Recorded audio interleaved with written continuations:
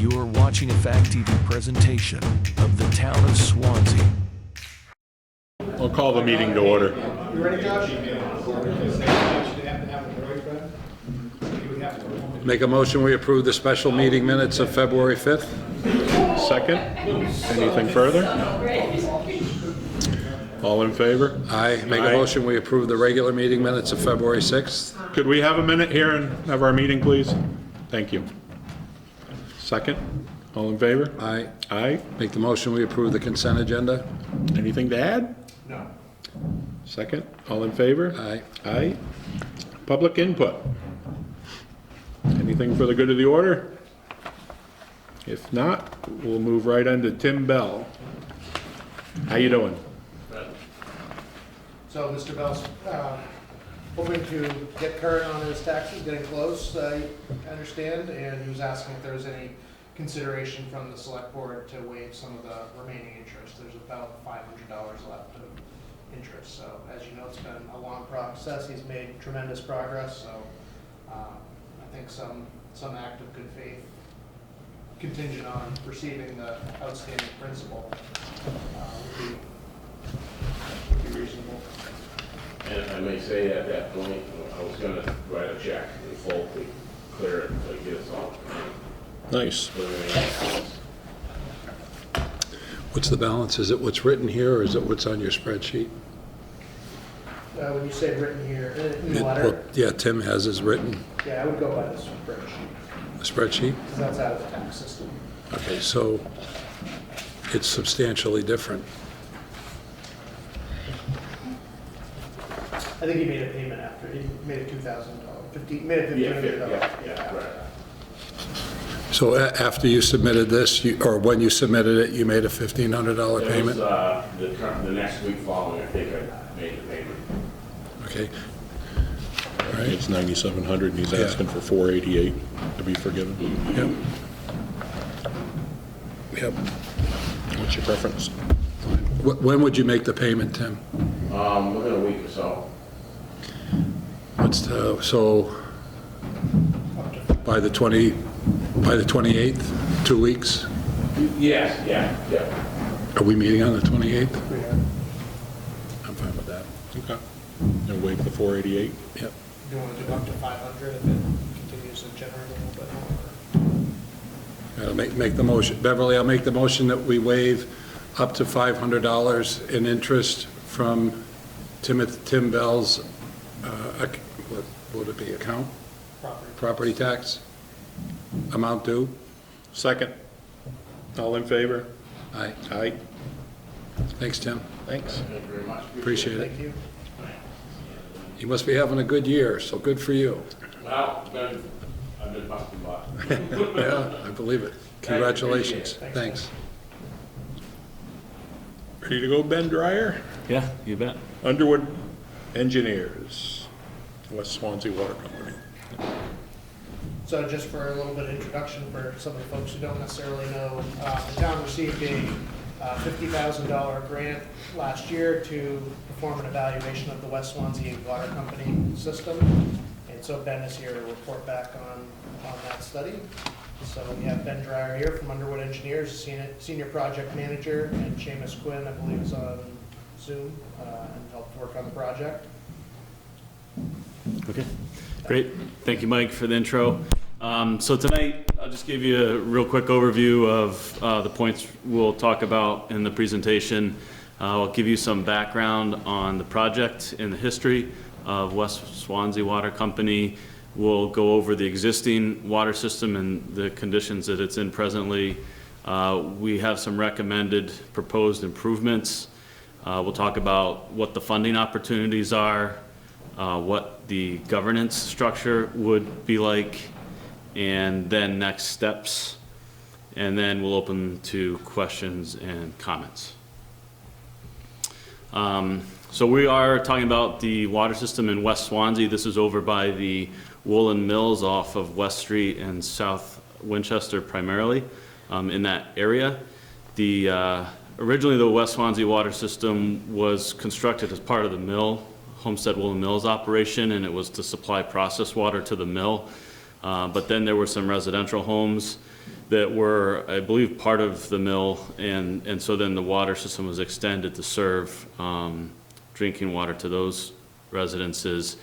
Now the mills have been closed, and it's under redevelopment currently, but the water system is still in operation, and it serves primarily residential, but there's some commercial entities too, and it runs as a privately operated water utility.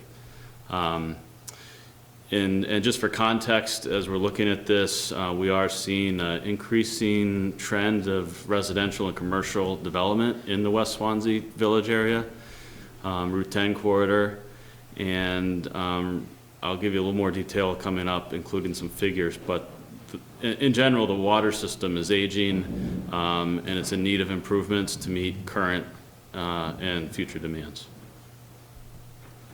So the purpose of the evaluation that we did for the town was to look at the water system and what are the needed improvements, and then to evaluate the feasibility of the town taking over the system, owning it, and operating it, and what would that look like.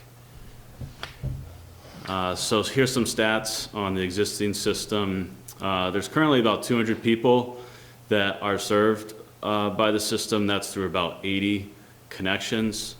The groundwater aquifer is excellent, and there's plenty of groundwater supply. So the table here shows the current system demands. I'll put my glasses on here.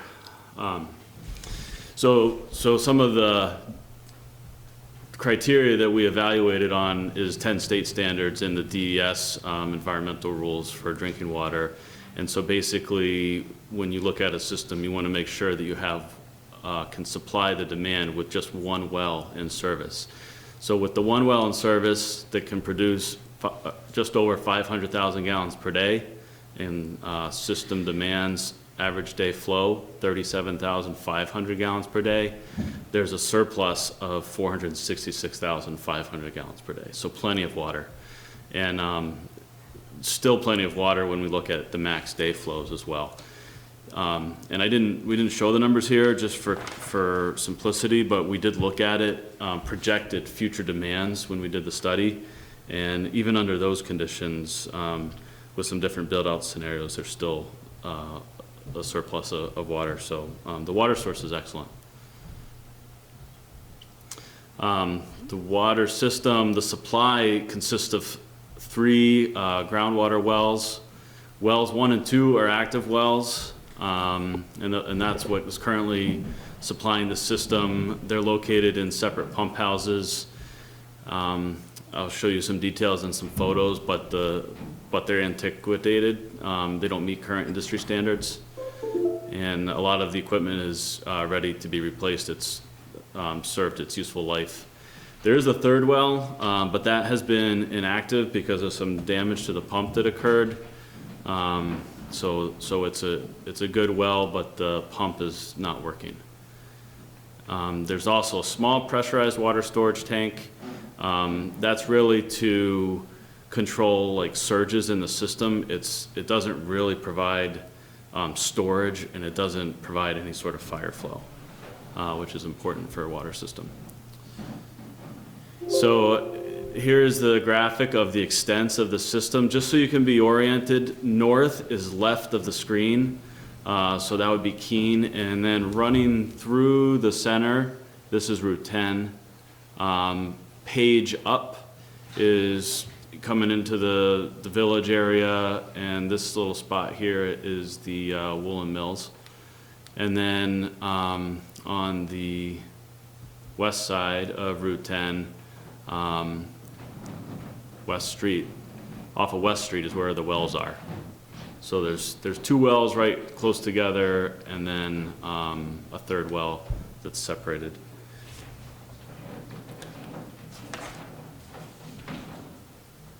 There's about 8,700 linear feet of pipe, and there's some dead end areas. So looping is important for redundancy in the system in case there was a break. So there's some of these long sections of just, there's no other way. If there's a break here, there's no way that folks that are down here are going to be able to get water. And that's also important to water quality as well. Here's some photos, so I'll go kind of left to right. Top left corner, this is the pump house for well number 1. So you can just kind of see it's 1960s vintage. And well house number 2, we weren't even able to access that when we did this tour. There's some issues, I think, with the door, so they just boarded it up. This photo here is one of the well pumps, and this big black structure is the hydro pneumatic tank. So this works just like, you know, at your home plumbing you might have in your basement or as part of your water system. That becomes pressurized, and it helps so there's not like a water hammer effect when people turn on the faucet in the system. It helps equalize the pressure, and also that way the pumps don't have to cycle on and off every time someone turns the faucet. And then there's a chem feed system in here. There was in the past some high copper levels, so they use soda ash and phosphate to control that. So that's the chem feed, and it's kind of very simple, definitely not modern standard. Go ahead.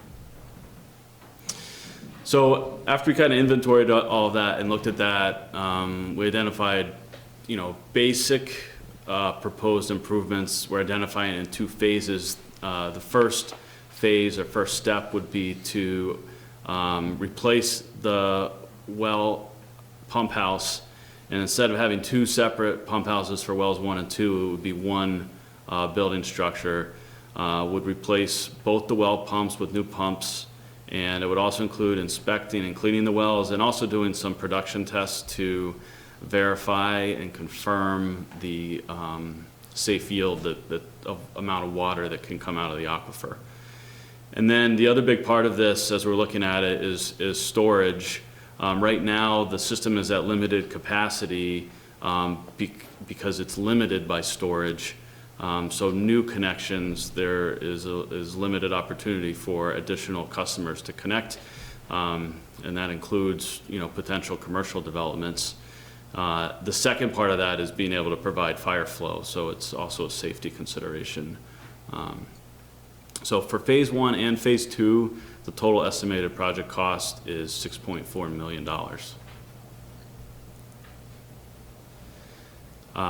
So here's the graphic of the proposed improvements. This time north is up. So Route 10 is running through the center of the figure. And here's the well locations for number 1 and 2, so there'd be a new pump house there. And then the tank location is driven by the elevation, so we need to have a higher elevation so we have the right pressures to supply to the system. So the pumps here would either pump up to a tank that's up on the hill, this is Old Leonard Farm Road, or an alternative location that we identified is up on Christian Hill Road on the other side of town. In either case, it's about a 300 or 400,000 gallon tank and up to 4,000 linear feet of water main to connect the tank to the existing system.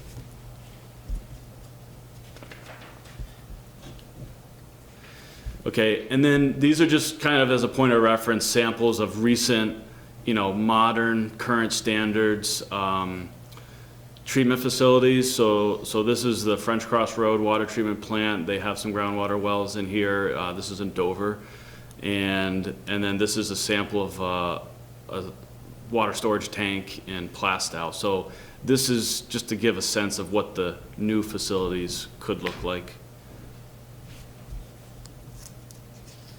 And then, you know, I'm sure when everyone sees the $6.4 million price tag on there, the next question is how is that going to be paid for? And the improvements would primarily be funded through user rates on the system. So just to give you some background information on that, right now the average annual rate for West Swanzey Water Company users is $743 per year. That's pretty close to the statewide average, 718. And we're getting that information too from the statewide database. They call it the dashboard, but that's where this graphic is coming from. So that's all public information that you can compare other water system user rates. So in the table, this is the components of that cost. Here's the total, $6.4 million. That would correspond with a 278% rate increase. So for a current user that pays $750 a year for their water bill, they would then be looking at a $2,100 bill. So it is notable. I'll also point out that these numbers are based on 20% grant funding. So I'll talk about a little bit more some of the grant opportunities.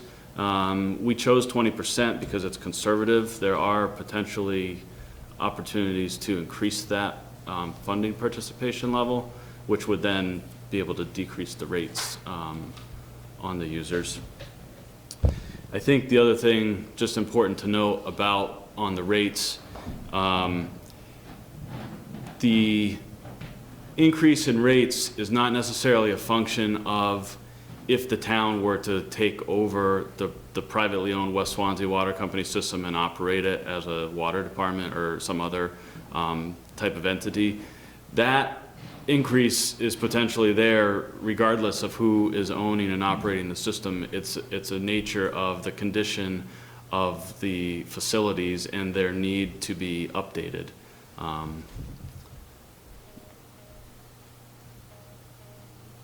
Okay, so the funding opportunities. There's a number of different funding programs. We are looking at a combined approach through some of the ones that are better fit for this type of project.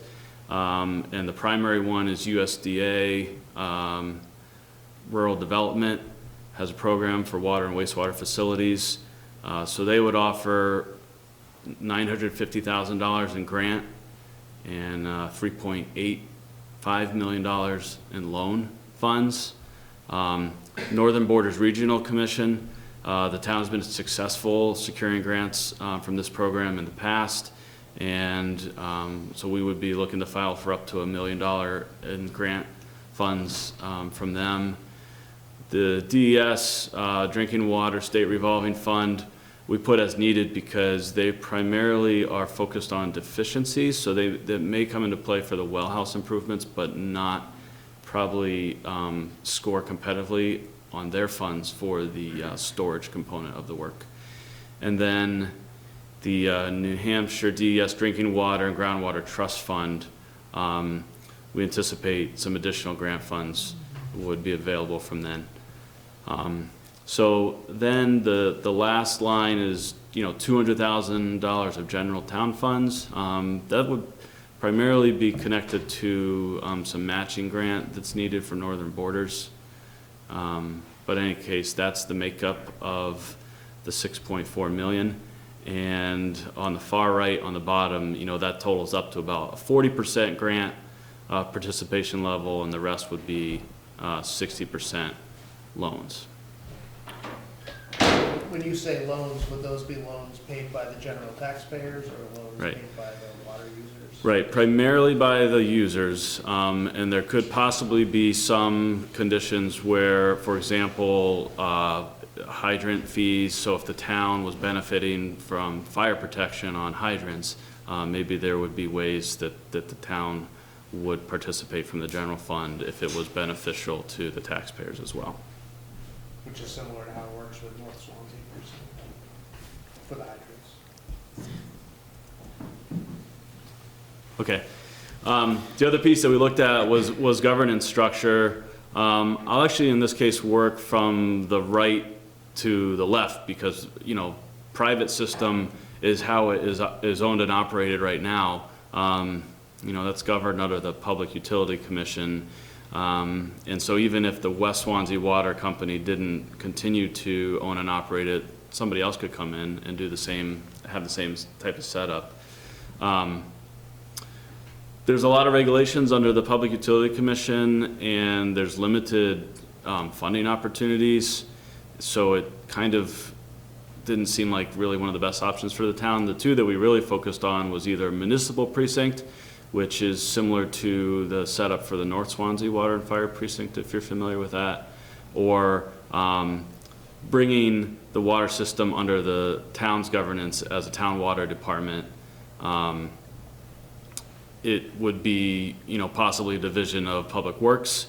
There would be a town water fund to manage the income from the users and expenses to the system, capital improvements and things like that. This is similar to what the town just did for the sewer department, wastewater department, transferring from the sewer commission. So staff would primarily be town employees, or if needed, outside contractors that are licensed to operate.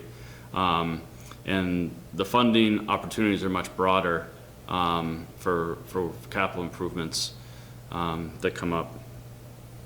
I think some other benefits of the town water department is that there's some shared resources. So as far as billing and collections go, or accounts go, there's staff that maybe could already be used that are already on staff with the town.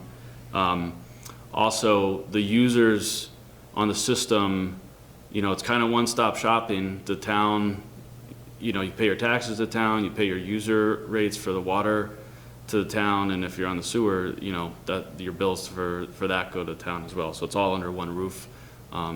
There's a convenience to that. There's also, if you have a problem with your water system, it's, the selectmen are also still involved there.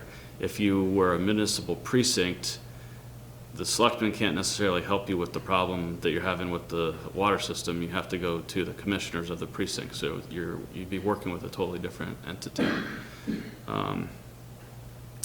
And as far as the precinct goes, there are some benefits of a precinct that we looked at. That they do have a different tax structure, so they're allowed to apply some tax onto the properties within the limits of the system. So there is a opportunity for more funding there, or additional revenue. It would ultimately be less responsibility maybe on the town, because a different entity would be running the system. And it would have its own set of commissioners, and that could be, if you have good folks that are running it, that's a positive. But if you don't, it can be a challenge. So in our report, we're landing on and recommending, and through our discussions with the town, looking at it being under the town water, as a town water department. That would be the preferred approach. And some of that's because of the success with doing the same process with the sewer department.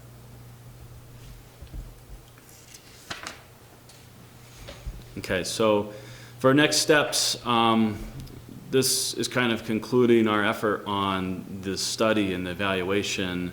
So over the next year, loan applications would be being submitted, and that's actually part of the reason for being here and presenting tonight, is that the town has submitted a preliminary application to USDA Rural Development that would fund a preliminary design study for the proposed improvements to site the tank locations, to size, the building, and finalize the cost. And then there are also other grant applications that will be available throughout the year. So that would then prepare the town for being able to put a warrant article forward at the 2025 town meeting in March, to see if the voters would approve appropriating the funds. And then assuming that passed, a final design of the improvements would take place from 2025 to 2026. So it's at least probably a year, just shy of 2 years.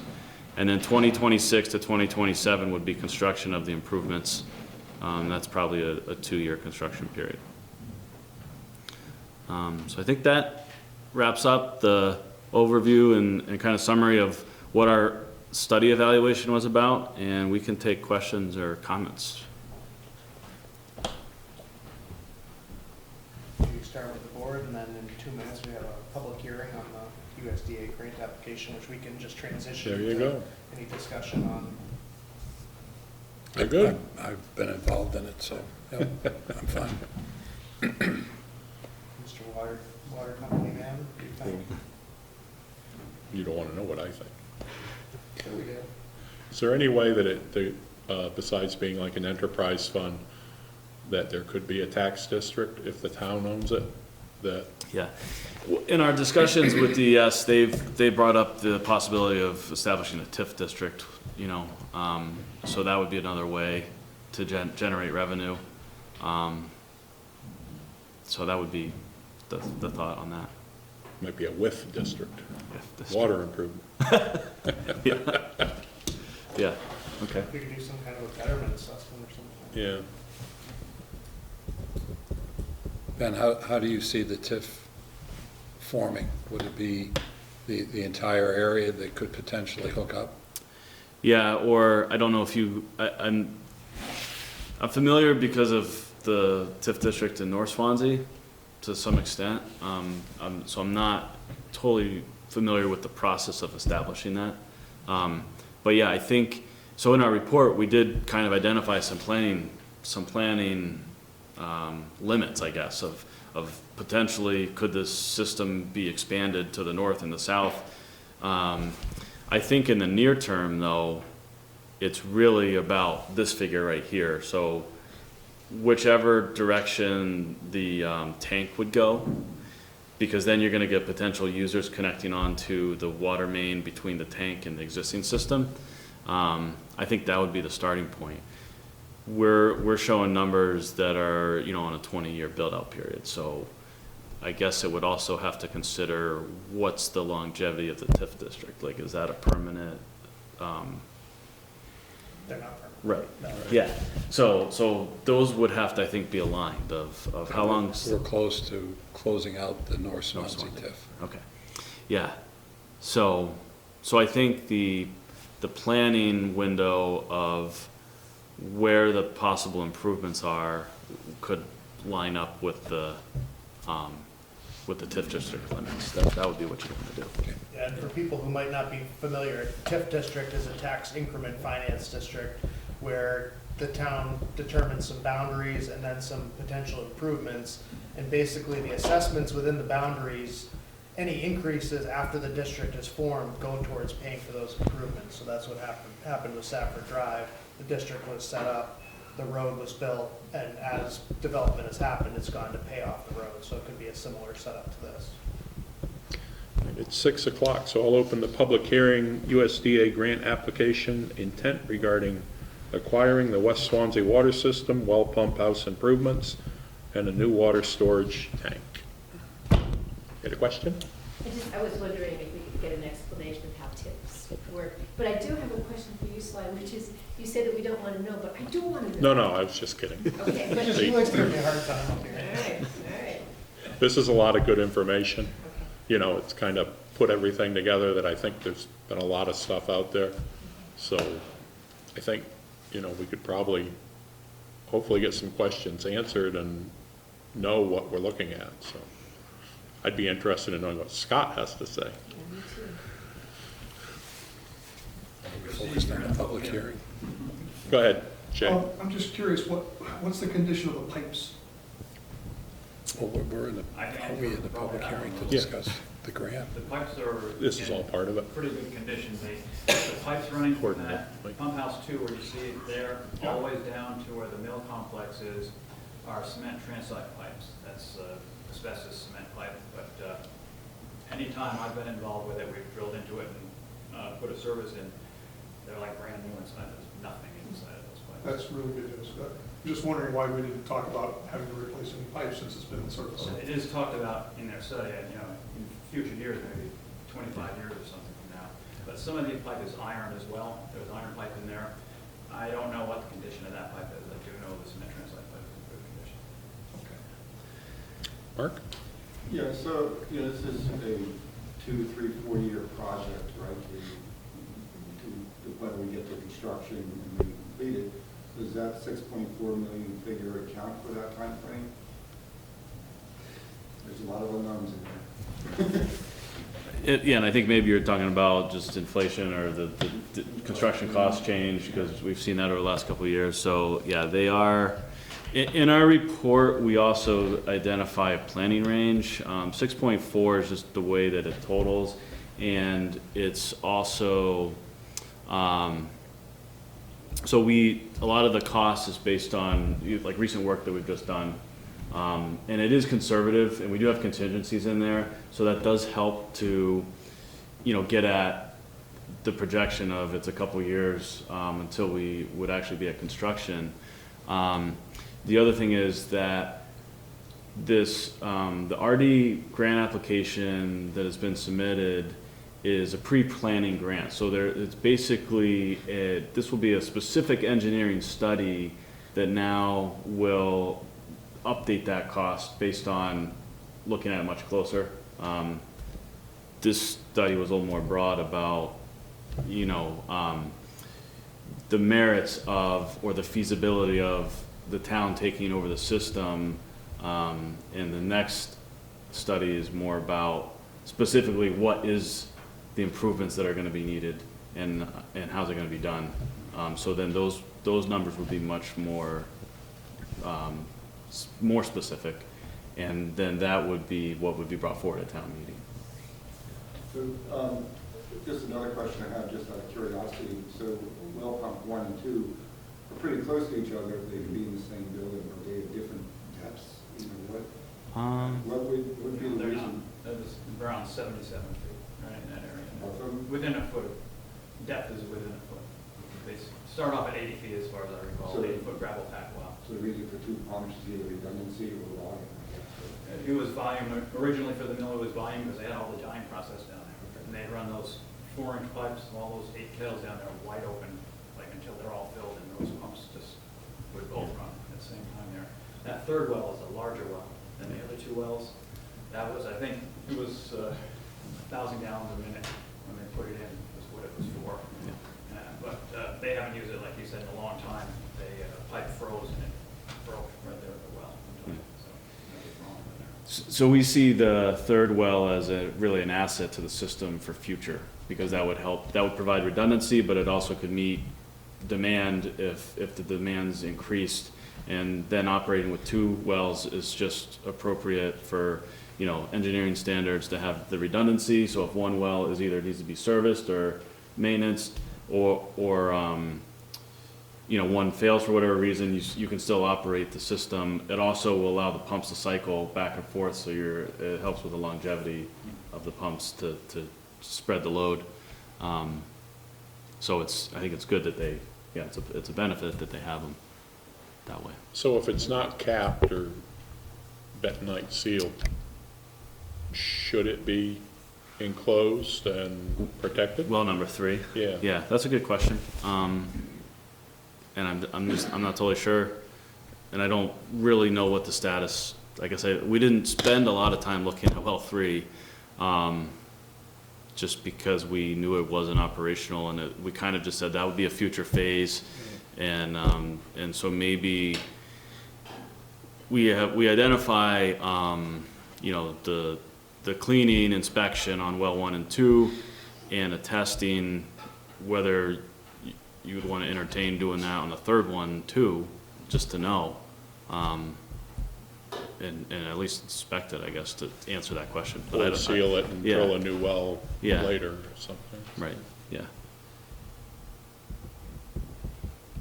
Yes. Question. Well, it's a question and a comment, and the comment is that, to me, this feels like probably the most consequential thing we've done in this town for maybe 100 years, if we go forward with this, because of the potential impacts on development in that area. And so, number one, this seems like a really big deal, okay? It's gonna radically change how the land in that area is developed, which leads me to wanting to know what Scott has to say, because I don't see how we can consider this without simultaneously considering how to deal with wastewater treatment. Those two uses, tend to go hand in glove. And that's how it will be. If this is expanded, right, the future business expansion or residential expansion will rely on how that treatment plant works. And right now, the treatment plant is at not design capacity, but at running capacity, just like this system here. It's not at design capacity, but it's at delivery capacity because of the small storage tank there.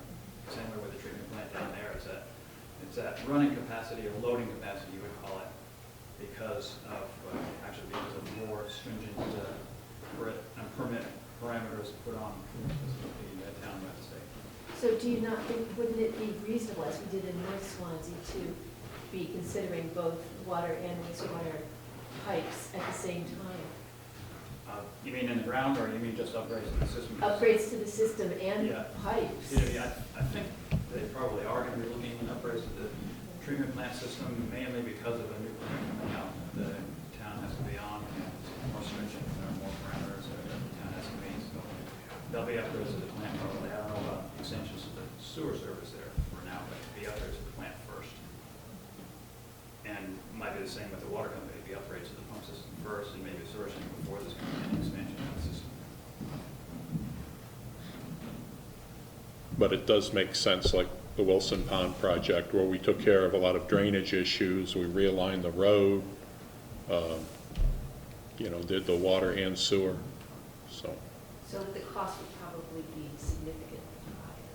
Well, I mean, if you're having the road dug up anyway, then you come back and pave it once after you've done everything. It's good. You have the pitch for the wastewater too. Right. You don't need the pitch for the water system, but you need the pitch for gravity, otherwise you have to put in a pump station for the wastewater. And there'd be other opportunities for grants for the wastewater as well, so it's not just all taxing. And stormwater and so everything, so. Any questions on the grant itself, or the RDA, or? The biggest thing to point out is that it's non-binding, so if we are to accept the right bet. Right. Non-binding in terms of we have to proceed with purchasing the system or anything. That's just correct. Continuing to gather more information. Yeah, that's right. So this is the one where we're gonna borrow the money, and then if we do pursue it? Or is this for the whole amount? Is this for the The current grant 60? application? Yeah, what we're talking about tonight. I believe that's only, was it 45,000? Yeah, the current grant is, I think, 34,000 is the ask. So if based on the results of that and based on the town meeting, if it went forward, that 34,000 would be applied to the total package for 6.4 million. However, that is broken up, the RD portion, which was roughly like $1 million grant and I think 3.8 loan. So that would be applied to that figure for whatever RD funds are applied. But if not, then it's just that, I guess that would be it. Yeah, not binding, or you would just stop. Not for the big number at this point. Yeah. The reason that they do it in steps like that is because it helps them evaluate the projects and who's the best candidate and to be successful in scoring for, the full project loan application. So they've referred to them sometimes as seed grants, but the idea is that they're going to require all this information from you, so they're giving you a leg up, so you don't have to write a check to play in the game of applying for a big grant application. They're giving you a hand to get you to the next step. So. My main question is, as you mentioned before, the dead ends, and is there any thought about fixing that by including making a loop there? Yeah. Is part of the project, is that? We identified it as a planning recommendation. I don't think it would be near term, just the focus initially would be just getting the fundamental pieces of the system up to modern standards, which is the well houses and having the tank online. That would then give opportunity if folks want to connect to the water line in between, the tank and the system, more users also helps with the rates because it's being spread out over more users. And then there's other things that we had recommended in there about, so part of the challenge is the way that the system has been operated to date, there's no capital reserves. So there's not like money in the bank to go fix the stuff that needs fixing. But that would be recommendations for if the town ran it as a water department, that they would do that moving forward, so that those future improvements could be paid for out of a capital improvements plan reserve. The other one is that there's a system development charge, and it particularly comes into play when there is commercial development, but basically folks connecting would chip in for the system already being in there. It's like a buy-in, and it's based on how much water you're using. So, the bigger developments would generally pay a bigger chunk of money for that. So that also helps with the revenues to fund those types of, yeah. Because it sounds to me as though the project is going to grow beyond what it is here, and it's not going to end with that 6.4 million. Right, but it would be, But it would be funded on the way, yes. you said, by adding more users and so on. That's right. Yeah, or it would be when opportunities arise, if someone wants to hook in I'm not saying over it's a deal here, breaker, I'm saying- then it might work its way down, or maybe when the Route 10 project that's been in the state transportation plan happens, maybe that's an opportunity, to Sly's point, when things are being dug up, might be an opportunity. I think the natural loop is to try to connect here, and then Yes. you give it this long string. So, Yeah. I think it's gonna be driven somewhat by demand, and then somewhat by opportunities. Yeah. Yes? What's going to be the decision process for deciding on which of the two proposed locations for the tanks? What do you think? I think Money. the planning board should be involved in that, because that's really, Well, plus where you got, especially on Atlantic Farm Road, there's 3 farms up there. If you talk about people tying in, farmers are not gonna wanna tie in because it'd be too expensive. Myself, I use up to 200 gallons a day. I have 2 wells. So do you think this direction makes more sense? Going up towards this way, towards down I Main don't Street, know where Christian? they're on Christian Hill Road, there's a farm up there too. Well, I guess think less about what specific, they haven't necessarily identified a specific property. Think Yeah. less about the specific property, but more about the direction, out this way Hmm. versus out this way. Do you have an idea of what you think makes more Well, sense? the one it looks like with the old Atlantic Farm Road, it looks like it's almost like on Amlon's farm up there. And if you decide to put that up there, you're gonna have a war on your hands with him. Well, that doesn't sound good. Do you have any property up there that would be good for a water tower? If you wanna stick it out in the middle of the woods, you're not gonna put it on a pasture. Wally won't let you on there.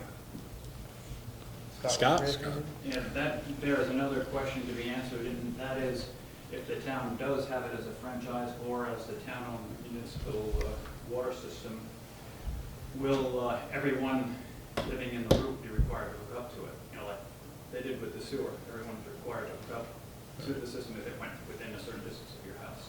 Would that be required? And if it would be required, maybe some pushback from there, and also it might make more sense to run up Christian Hill because there's sewer up there too. And with the sewer system, I should know this, but if they have a functioning system, they're not required. They have until the system failed. Right. Which they've all failed by now, but they had that. But in the well thing, you could say until your well fails, well, that's probably not going to fail. Yeah. I mean, you'd be But then they do get the benefit of having the fire protection. So that's why something like a precinct tax or a TIF district I mean, tax. it's totally different than that. Right, It's asking but I'm just whether saying they're that- required to hook up to it or Right. not. But if they're not hooking up Yeah, and we don't have a tax, Yeah, you'd have to say what the district is, right? in order to have the tax pool safe by fire. Yeah. And the only thing I would say with Christian Hill for a location is would be 2 river crossings, one existing, and I think the Dem Thompson one, we would want to cross and make that a loop.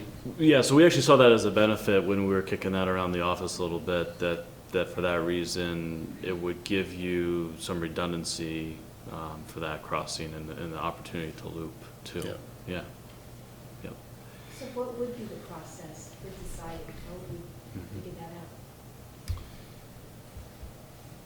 Well, it would be, we'll look at that closer when we do the report, this next report. But, so, some of this dialogue is helpful, right? Because it's, I don't believe the town owns any property up there, so either the town would have to talk to someone about buying property or getting an easement to site the tank, because it does take up some room. So that, I mean, there's probably like a couple of different factors that way. It's about the route, you know, so we would run some more specific costs, you know, like when we generated these costs, we just kind of, based on numbers from other stuff we did, know how much does a 12-inch water line cost in general and apply that to the length. But at this next level, we would go and look in there and look at the different roads and do it more detailed. So we could evaluate, does one have a cost advantage over the other? And then you gotta weigh that against access, or can you get a site? The other one that is not on the graphic, but we did talk about in the report, if you remember the picture, you know, it's a standpipe, they call it, but it could be, you know, 15 feet high, and it's just a big tank. And you're using the elevation of the hill for the water pressure. The other way to do it is, it could be more central, it could be closer, but it could be an elevated tank. Water tower. So then, you know, that could come into play too. But we just didn't have the time to look at all of that in detail. Okay, so technical considerations, Yes. but there should also be planning considerations. Sure, You know, in yeah. terms of where we want the nodes of development. Sure. And like you said, the easement costs Yeah. and everything at the property costs, so. Yes, Scott? And there's also a bridge going up there at some point on Christian Hill, right? And they're gonna replace that railroad bridge, and that would be probably the route that water line would run up through. Yeah. All right. Yeah. As I recall, that land is like filled in there, so I wanna think about that, when that bridge is. And then the old Leonard Farm Road route, which you gotta realize too, you're gonna have to rebuild that whole road. That's nothing but a dirt path. Also, I mean, if you'll require people to hook up to it, I think you have to give some thought to, let's say, farmers' farmland, right? Because now if they're getting all their water through a town system versus their well, that's a big expense. So, you know, will dual water sources be allowed? And if so, what pretenses? And I think most of those routes, you're gonna find a lot of private wells up there that people don't wanna give up. How high would a water tower have to be? So it would depend on the location. The contours are gonna be hard to see on there, but we're basing it, I believe it was on elevation 660.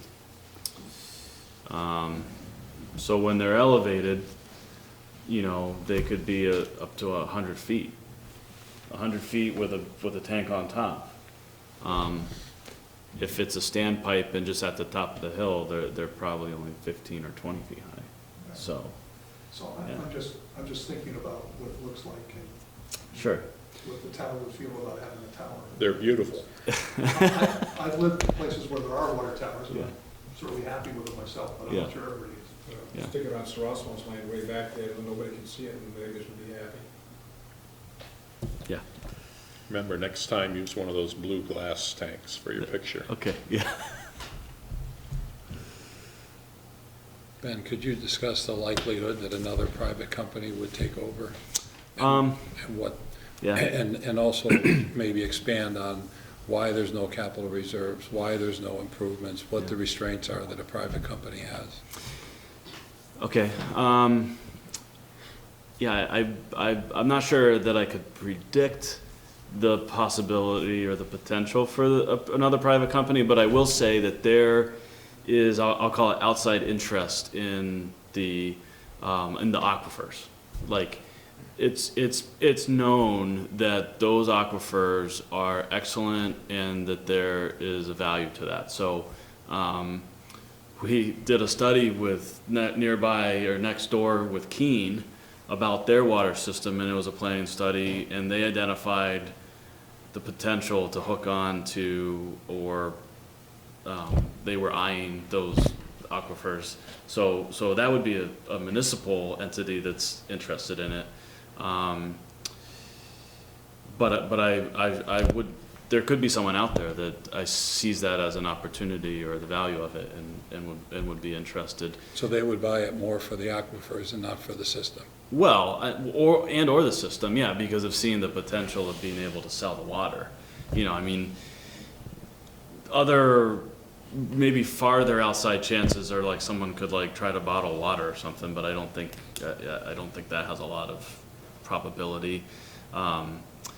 The challenge with the privately owned systems, so this kind of goes to the second part of your question, but also in context of the first with who would buy it, is the Public Utility Commission regulates, private utilities, including if it's a water system. So there are more, regulatory hurdles for them to comply with, then they would basically, I think, spend more resources complying, and so I think there's less margin for small scale operations. I think some of the bigger systems, it works for them because there's so much volume of water that they're selling. So I think it may continue to be hard for it to, as long as it's operated as a small system, unless there's some other revenue source, like they start selling the water in bottles or something. For context, part of this study was reviewing financial information. Yeah. I think they made like $11,000 Right. in the year most recent. And probably on average, right? Yeah. So that's what the kind of margin they're looking at Right. right now. So even if they were able to save that for capital Yeah. reserves, it's going to take a while to get to any of Right. these figures. Yeah. Where I wanted you to go with that is that the point is that they're restricted on what they can charge. Because obviously Yes. they'd prefer to make more than $11,000 Sure. a year, but Yes. they're not allowed to. Right. And as a result of that, they have no capital reserve, they have no ability to improve the system. And I'm just wondering if that would apply to another private company if it came in and didn't buy it for the aquifers, but just bought the for system. the system. Yeah, I would say that would be. I wouldn't see too many people being interested to just continue it on in its current state, or there's not a bunch of money in it, I guess, right? Like that's, unless it was some bigger. There's nothing to pay debt service if Yeah. you were to buy it. Yeah. Yeah. And I think part of the answer to that too, anybody coming in would have to come in with capital in order to get the system so that there can be more connections, because that's part of the answer to solving that, the revenue problem too, is ultimately the more connections is gonna help to make it sustainable. So right now, it's not in a sustainable kind of state. I think it's important for people to understand why we're even doing this. And part of it, of course, is to manage development and allow development. But the other part is we've got, I think there's more than 200 people that are, or 200 households being served by the system. Yeah. And if the system were to fail, which it's maybe not on the verge, but it's a lot closer to failure than it is to success. Yeah. And then the burden would fall potentially back on the state or the town. But in the meantime, we'd have all those people without water. Right. Without a source of water. And one of the challenges, and Mike will certainly be able to attest to this as a fellow realtor, people think Swanzey operates that system. Even owners that are paying their bills, if they have a question, call the town to get an answer, not understanding that it's truly a private system. And it's often listed in listings as municipal water, which it's not municipal water. So Right. there's a lot of confusion with it, and I think it's a multi-pronged approach, and that's why we're looking at it. Yeah.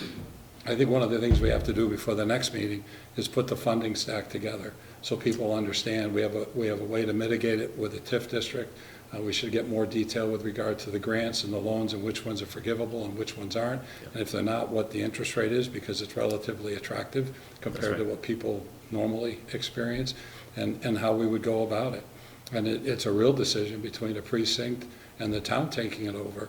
And if the town takes it over, then it's really critical that people understand what their tax burden is, or won't be. You know, there's no tax burden from Safford Drive except for the lost revenue. But in exchange for that, we have increased development, increased tax base as a result. And as I said, we're just a couple of years away from paying the bond off, and we haven't even fulfilled the opportunity there, which we're on the verge of doing. So I think we just need to be a little more prepared with that as you go along. Yes. And you are very prepared, I mean it that way, but we need to put that funding stack together. Yeah. Yeah, point taken, that's right. I wish my wife could hear you say that. She hears you say it. That's just recorded, right? Oh, yeah, yes, that's exactly what she's watching. All right, if there's nothing else, I'll close the public hearing. We're good? All right, Good job, Ben. Thanks, guys. thank you. Give you a minute if you want to Yeah. pick up your stuff or whatever, Yeah. unless you want to stay for the meeting. I- Right now, we're moving on to Recreation Director Ashlee Crosby. Brownfield rental fees and approval of summer job descriptions. You're never easy. What's going on? Where would be the fun in that? That's right. Are we still having the ice fishing? We moved it to the 25th, so we announced everything today. I got everything approved with Keene State College and everything approved with the state. We just have that inconsistency with the north side of the lake right now, where we've got about 6 inches in front of the camp. But as you go out further, where the sun hits more, Yeah. is definitely a little thin. So looking at the next 10 days, it's hopefully going to be cold. We'll snap yeah. that north side back together. Yeah, I love that wind today. Yeah, oh, we went out there this morning to try to drill holes, and I'm like, I was not prepared for how windy it was going to be. I'm like, if this weather continues, that we're gonna hopefully be in a very good spot. Sure.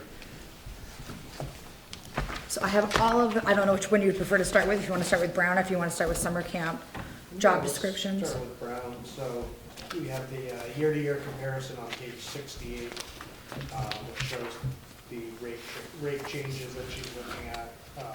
Basically, as we know, we're trying to cover expenses there. The biggest expenses are electricity and then seasonal wages for someone to help her line fields, do some raking, mowing. No, it's literally that time frame is to fill of cleaning the bathrooms, lining the fields, and because it's a daily 3-hour task almost sometimes, depending on the condition of the field, if it's rained a lot or not.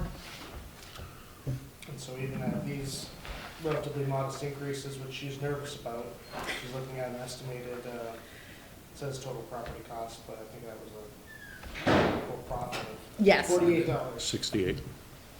The hell is 68?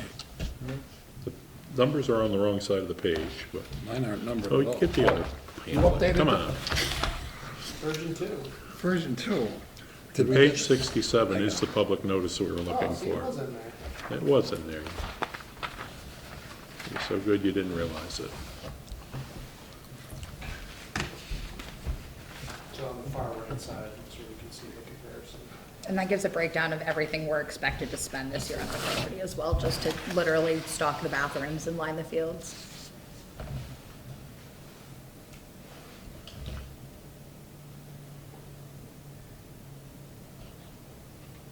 Did you run it by any of the people that would be renting, or? I have, and that's where I'm worried about it. They're worried because we're so close to the season starting that they've already put their budgets in place, Yeah.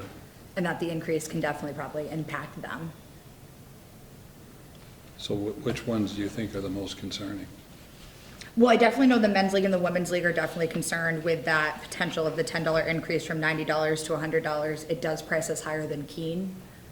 I just don't have the tax funding or the resources Keene has though.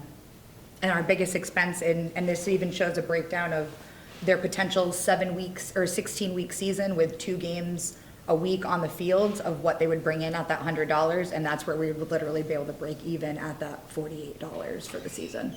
And that's mainly just covering that seasonal wage and electrical. Those are both budgeted on the higher end, but we're seeing electricity over the board, like in that $3,500 range. And our seasonal wages has varied anywhere between, the first year we had somebody, it was 27, no, that was not first year. The first year they were $34,000, last year was 27, obviously it was a rainier season. So that's definitely budgeted on the higher end, but I'd rather plan for the full potential use of the field all year long and not end up running a deficit if we do have the potential of a dry summer. I need less rain. Do we have any option to get additional programs in that could offset the increased cost? It would have to be something that would have to run during the day, which makes it hard during summer, with summer camp going on. I do have budgeted in here for the potential of JSB coming in to run their camp. They usually do a 1-week camp. The boys did try to run a camp there last summer as well, which would be great to see come back, but obviously rain affected them and they got, I think, maybe 1 day out of their entire scheduled week. Is he still interested? They're under new, or I just reached out to Jim and have 2 new directors for both leagues that I've just got in contact with and just got their information. So I did send over saying, hey, would you like to see the new application for this year? Let's chat, because I've been trying to chase a person who's moved out of state and was no longer involved. That's a problem. Yes. But is Jim looking for any use of the fields for his own programming? Not that I've heard directly from him particularly. I know they've used the soccer fields in the past, but with the condition of how uneven that surface is, it makes it hard for the caliber level of programs that he runs, because they're more of those travel style soccer programs that are gonna come and look at the field and say, wow, I don't wanna roll my ankle, which, understandable. Sure. But I would love to figure out how we can obviously get additional revenue in there, but this is based on what's running for the summer already. I'm open to anyone's suggestions on other things to do. It's just hard enough right now to be able to fit everybody in as we try to do already. And the weather plays the biggest factor. If we get the snow out sooner, I get them on the field in earlier April and it gives us a bigger time frame. But if it snows longer and it's wet. Not having the ice rink over there though helps kind of get it out of the parking lot quicker so I can open the field sooner. Sure. One less thing to unthaw. So this basically allows you to essentially break even. Yes, compared, and I know I didn't give these to Michael, I have my obsessive Excel sheets. I have 2022 and 2023 broken out the same way, where in 2022, we lost $1,919.47, and 2023, we lost $1,071.54. And if this went through and you held with where you are, you'd essentially break even. Yes. That's the goal. Well, the goal is to be positive. But Exactly. we're moving in And the right Saving direction. for those nice improvements we're gonna talk about tomorrow night. Exactly. Well, that's where I'm at. The goal is to, it's not gonna make a ton of money in the current condition it's in. If we can break even and we can start with these improvements and start really putting in a place where I can pull in programs that are gonna wanna pay more money to use a facility that's gonna be in a better quality. Not to say it's in bad quality, it's just our bathrooms are definitely a sore spot sometimes. Pull that in the field. Yeah.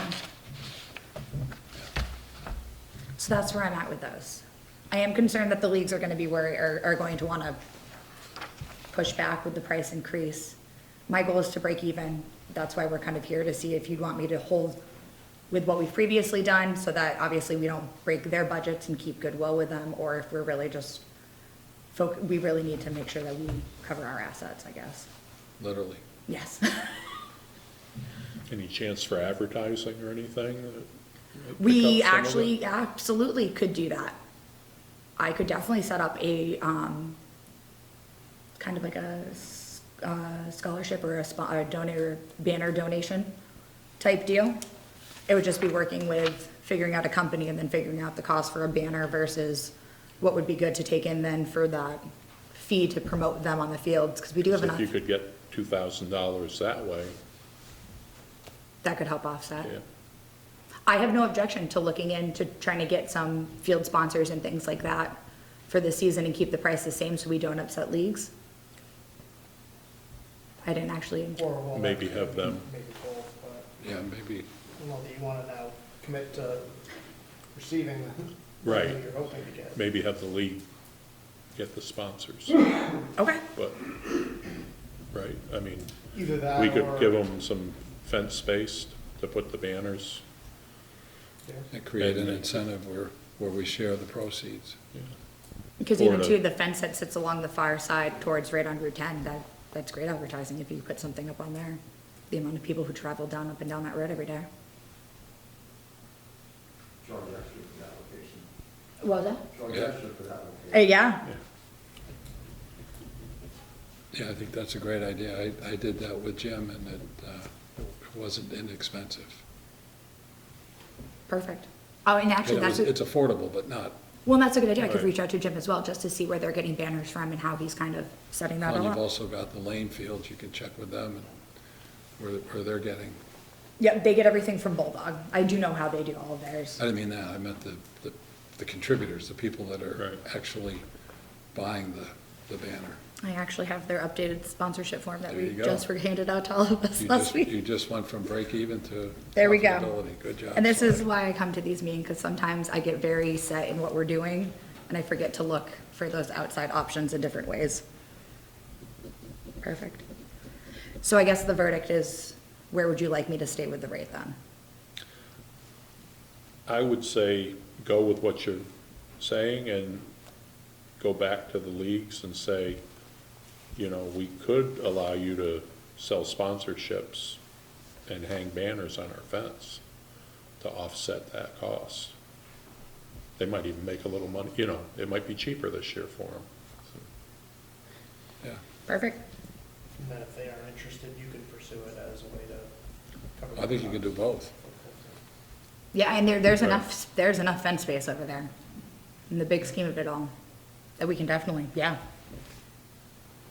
But I agree with Sly, I think you keep your rates, and if you have to negotiate, but keep your rates.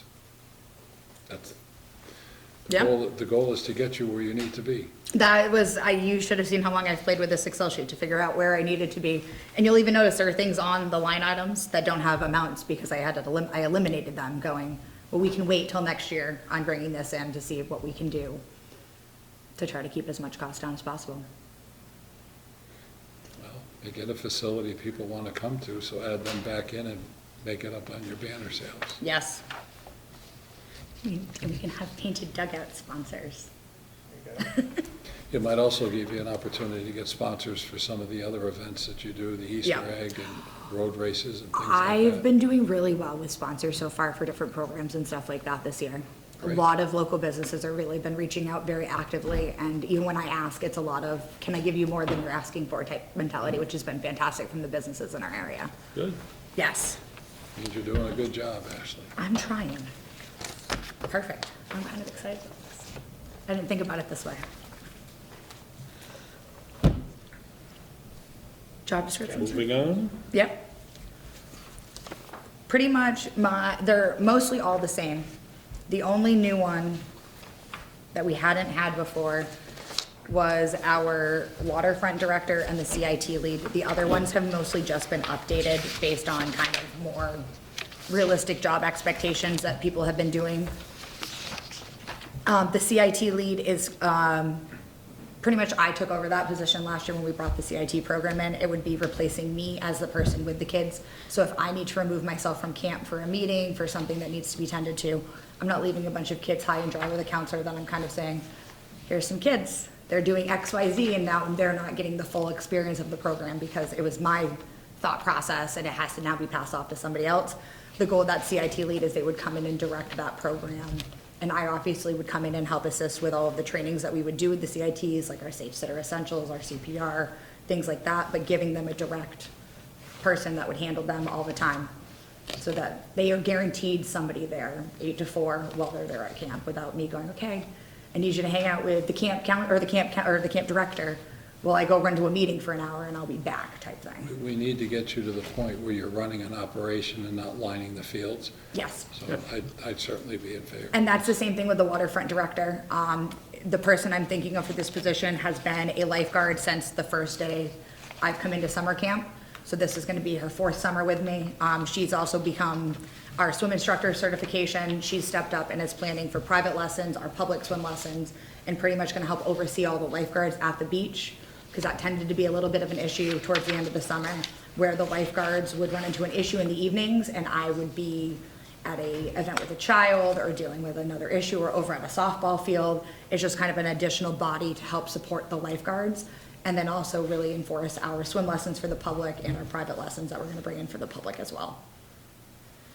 And the rates that you're charging are increasing to the point that these are revenue neutral? Yes, so it's all based on, these were all put into the budget that I originally presented for 2024. And then with that, they're all following the labor grades for all of the different categories that my staff fall into for the projected plans. Excellent.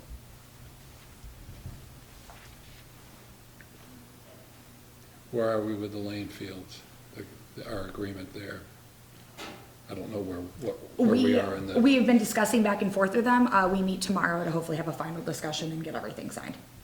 Okay, are we looking at 5 years instead of 3 years? Ideally, we were originally gonna propose a 1 year just because it's so, they're potentially looking at turnover with their president in the next year and a half. And I think a 1 year, if they're just gonna sign it, makes it a little easier in the long run, just because there's potential of all their turnover. We are debating right now on a fee for the fields, just to mainly cover the electrical costs that the town is incurring for the cook shack and the maintenance barn. But hopefully that will be hashed out in our discussion tomorrow. Good for you. I love what they do and they run an amazing program, but we're eating a lot of money to not see any of it come back our way. And my goal again is to break even. I'm not looking to make money off a program that's doing a wonderful service for the town that I can't produce at their caliber. And they're pushing for a 1 year? They are not, they're pushing for a 2 year. Because, well, knowing that their president is gonna probably turn over in about a year and a half. Okay. So that was where we were going back and forth a little bit on it. My goal is just to try to keep it as whatever is gonna be the easiest to renegotiate, and I'd love to get to the point where we don't even have to negotiate. We meet, and it's a good way to also make sure I get an updated certificate of insurance every single year from them. I get the application, I get the insurance. If I don't get the application, it's one of those, it's January, March, I've gotta go to them and get an updated thing. In my mind, it kind of went a little easier if they just went hand in hand. Could you send me a copy of the contract? Yes, Thank you. absolutely. Would you like to make a motion on the brownfield rental fees and the summer job descriptions? Did you get that, Beverly? We put her to sleep. So moved. Second, all in favor? Aye. Aye. Great job, Ashlee. Awesome, Congratulations. thank you guys so much for your time tonight. Thank you for yours. Did you ever put an office space? I did. Next to my wood stove in the basement. Hey, It's working great though, I'm not gonna lie. Hey, I got space in my gold barn. See? Well, I share with the spiders, but. as somebody who's very cold sensitive, I've actually really enjoyed being able to roast. Excuse me, I do need to ask a question about that motion. Sure. Was the motion included the increase in the brownfield fees? Yes, So you are increasing the fees? yes, as proposed. Oh, okay, I thought you had agreed not to. Sorry, I misunderstood that. Nope. We're gonna try and have the renters offset with some advertising. Understood. And the amount of people in those men's and women's league that own the business that sponsors the team. Might be a good place for them to put another banner. Awesome. Have a Thank you. wonderful evening. Thanks. Under new business, Board of Selectmen Annual Report. So I gave you the board report, the packet, and then I also provided some dedications and in memoriams consideration. Looks good. There'll be some pictures with these. Yeah. So just for everyone else that's obviously not reading what we're looking at, we're talking about dedications to Chairman Ken Colby and Deluzio Ambulance, and then in memoriam would be Peter Johnson and Robert Herrick. I didn't know if he was a lifelong resident, I was gonna put that, but I can remember if he lived in Keene. Good question. We'll find out tomorrow. Okay, thanks.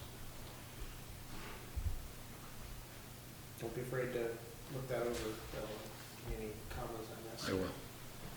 Curious about the semicolon, but it's an interesting.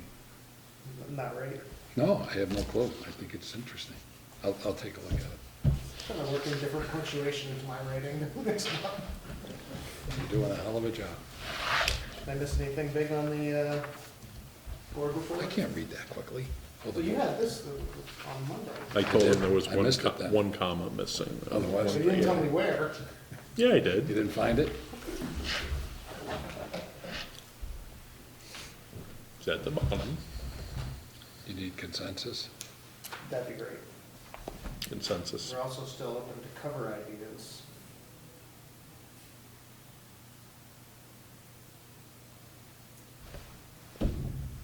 I know what Ken would say. What's that? Ken. If you want. Might be a lot of Ken. I don't want people like that much attention. I mean, I know it's kind of a negative, it's also kind of a positive, but, you know, we had the floods, Yeah. survived that, and no pictures of that, didn't know how you feel about that. Yeah, maybe something with DPW to acknowledge what they did. Yep, So, some live action photos from that time. for permanent work. Yeah. only. Right. Yeah, okay, does that work for you, Bill? Mhm. Okay, we'll go with that then. Thank you. 2024 town meeting and election preparation, As needed. as needed. Come on. How are we handling the town clerk's responsibilities? My understanding is, you're saying at the election, my understanding is all the election officials are still responsible for their duties, other than they're not allowed to do anything with ballots. So can the two of them alternate? It's up to them if they want to name someone. I don't know if they're planning on campaigning at the door, or if they're planning on working, or if they're going to need to name someone pro tem. I'm not sure, but I will ask them tomorrow. Or maybe they could just, one could be in, one could be out, rotate on a couple hourly basis or Right. something. I will ask them. And maybe they'd prefer not to if it's a day like last year. Yeah. Oh, God. Or today, the wind. Winter's back. It is back. Any non-public sessions? No. Good. Anything else, Bill? Motion to adjourn. Oh, wait. Reviews. Yeah. Do we want to get those scheduled? Yes. Yeah, we'll talk about some dates. So we're not planning on having a regular meeting next week, but we might have either that or other non-public business next week. Okay. But we'll do it next week. We'll do the reviews next week, potentially. What are your thoughts on the new selectmen being involved as far as just getting their feet wet for next year? No. No? All right. No, I think, my goal has always been that we get them done. Before? Well before, Yeah. hopefully by the end of the year or in January. We never seem to make that. Right. I think we should allow or encourage whoever is elected to review them so that they have that right off the bat. But I don't see a need to do that because they haven't had the experience of working with the department heads. I just don't see a purpose of postponing another month. That's me. What about Okay. you? No, I'm good with that. What about I can go you? either way. I agree. All right, good answer. So we'll get them all done tonight. We'll get them all done tonight. Great, you guys are out. Oh, The non-public that we weren't gonna have. Okay, so Any we'll try to other, take care of it next week. Public input? If not, Motion to adjourn. so moved. You seconded that, Sally? I second.